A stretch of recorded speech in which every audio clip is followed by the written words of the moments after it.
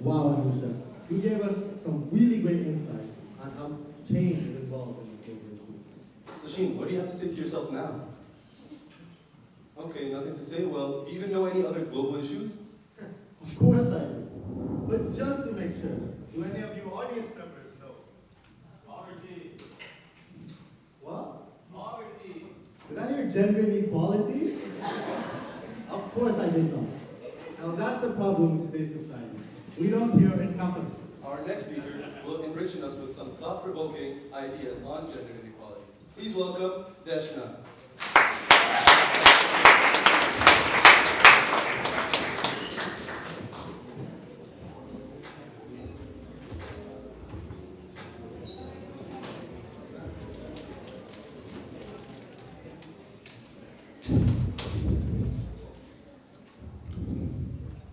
Hi all, I'm Deshna, studying in MIP 3B. The main initiative for this year's TedX is change.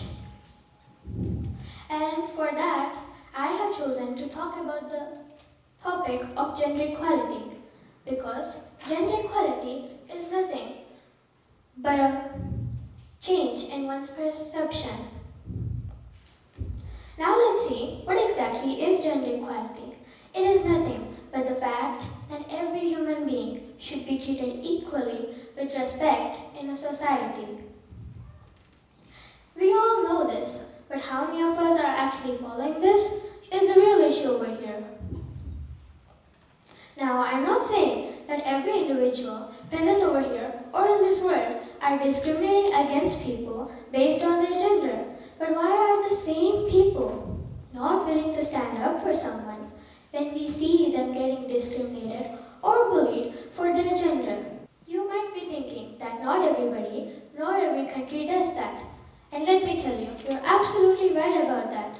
But we need to keep in consideration the fact that though there is a section of a society that values and supports gender equality, there's still many who discriminate, bully, and demean a few of us who are a bit different from us in terms of their choices, appearance, and sexuality. Now, can you imagine, out of 195 countries in our world, there are only 14 countries that have full equal rights for all genders? And as per the current statistics, the top 4 countries that support gender equality are Iceland, Finland, Norway, and Sweden. And the top 3 countries which support gender discrimination are Afghanistan, Pakistan, and the Democratic Republic of Congo. For example, in Afghanistan, the income of a woman is 16% less than that of a man. Now don't get me wrong, I'm not saying that only women are the people who face gender discrimination. And it's important to mention this right now because it has been a continuous misconception in our world that only women are the people who face gender discrimination.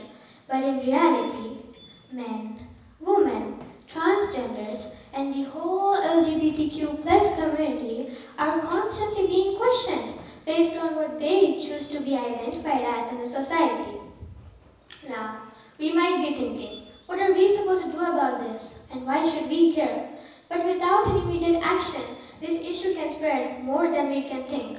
But without any immediate change, we'll not even realize how far this issue has spread till the moment we face the same discrimination in our day-to-day life, such as being denied the right to education, lack of employment, job segregation, lack of legal protection, lack of employment equality, and many such problems that a person has to face in their day-to-day life.